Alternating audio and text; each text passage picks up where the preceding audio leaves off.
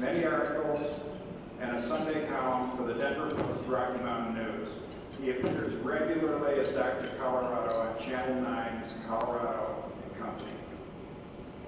He also has been very helpful in working with us as far as putting together our 100-year history book.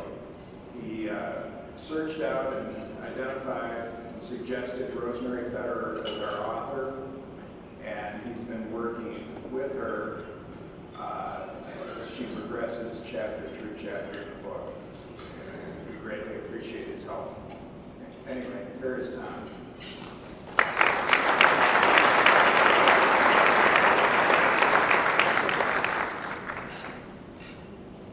Thank you, Carl. And I've been through all of the last chapter of your book. You guys have a great one. It'll be out later this year. I'm doing some trepidation, hoping that Bill Hornby will correct any mistakes, will you, Bill? And answer any questions that I can't handle. I'm used to speaking to much smaller, much less illustrious audiences than this, usually classrooms just across the creek at the Rotary campus, right? You can see you, Denver. And once, when I started my lecture there, a student in the back sitting right over there where Sandy Adams is, got up to walk out even before I started to talk, even before I opened my mouth. He got up to go out, so I went over and I grabbed him, and he threw up on me. So I've learned my lesson. If any of you want to get up and walk out, I won't stop you here.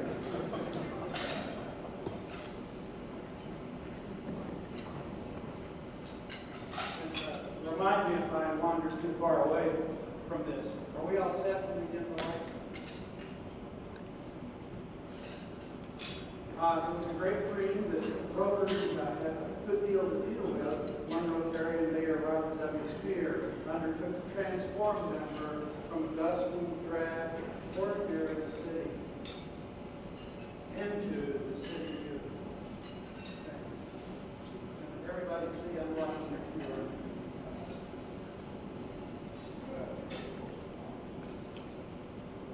Okay.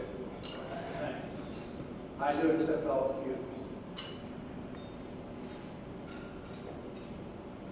Here he is. This is the painting of the Denver Public Library, one of your most influential Rotarians. He came to Denver and saw a chaotic city like this. Maybe you can see the Brown Palace Hotel and the E&M Tower here. Not much plan, but forethought, every building blocking the other buildings view. He went to Chicago in 1893, solved the Chicago World's Fair, and came back with this great vision for Denver. And the idea that cities don't have to be ugly and dangerous and unhealthy. They can be beautiful showcases like this Chicago World's Fair. Coming back to Denver and working on what was then a slum in the heart of the city with bars and billboards and the other nuisances usually you find in hearts of town. He came across the idea of a civic center of a park. Right. The west-east axis of this was already there. The Colorado State Capitol was in place. And I hope you ladies all notice the figure there.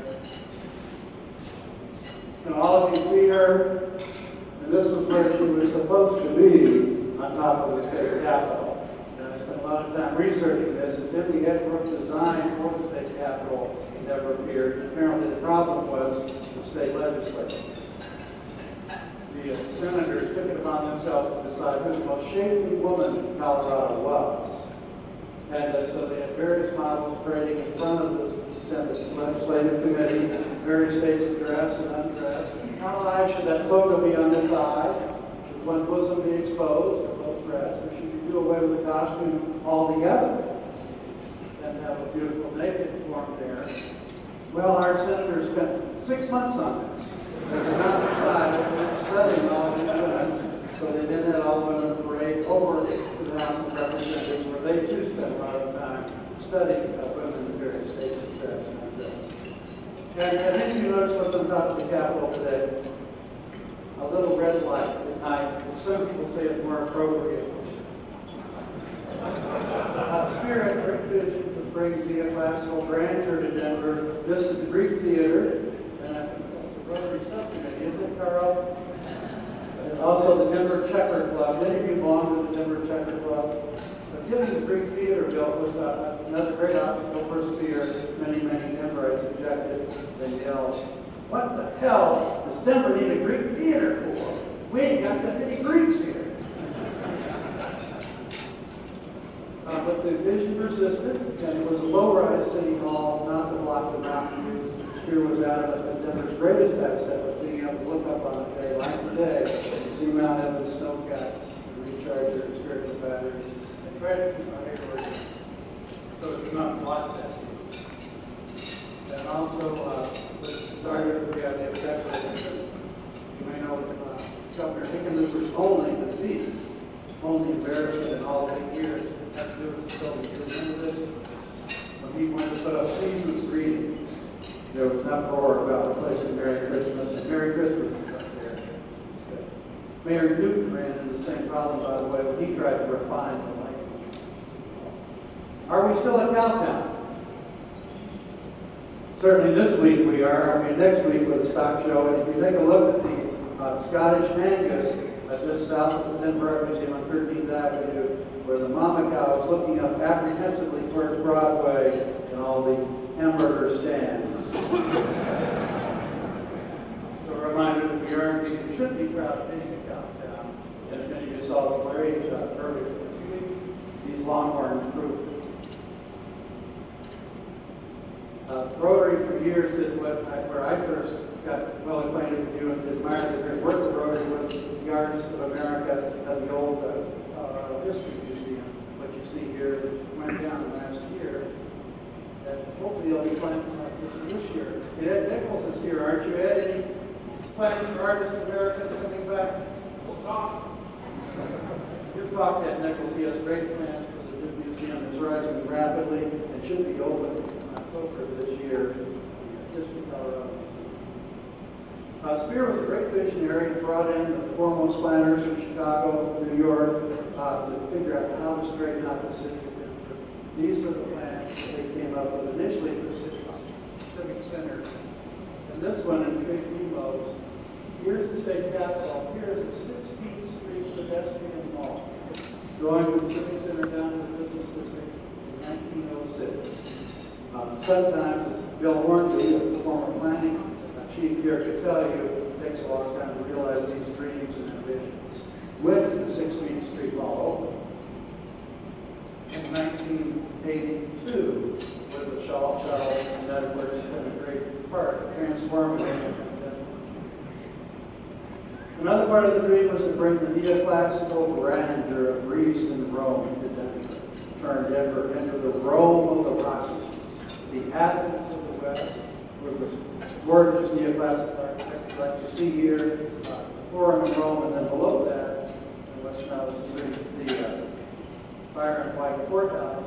And there, by the way, is our city auditor. Do you recognize Dennis Gallagher when he had a beard? Take a close look at the admonition there, and if you get tired after this lunch, it's nice to go take a rest down there on the old post office underneath. If thou desire rest, desire not too much. Great monuments like the Indian Tower, which is also celebrating its centennial this year. That's a monument that we almost lost, but thanks to the Historical Society, the tower is alive and well. Whoops. Here's the latest plan from RTD. If any of you wondered what was going to happen down at Union Station, this is how they're going to fix that up. It's a beautiful plan that Spear had. George Kessler from Kansas City planned the parkway system, where Denver's great park system would be connected by parkways. You could go through the city on carpet green, on your bicycle as pedestrians, park along these parkways. And step number one was transforming the trash-filled Cherry Creek, which was the dump of the city. Jerome Smiley, in his 1901 history of Denver, says you should just cover over Cherry Creek and transform it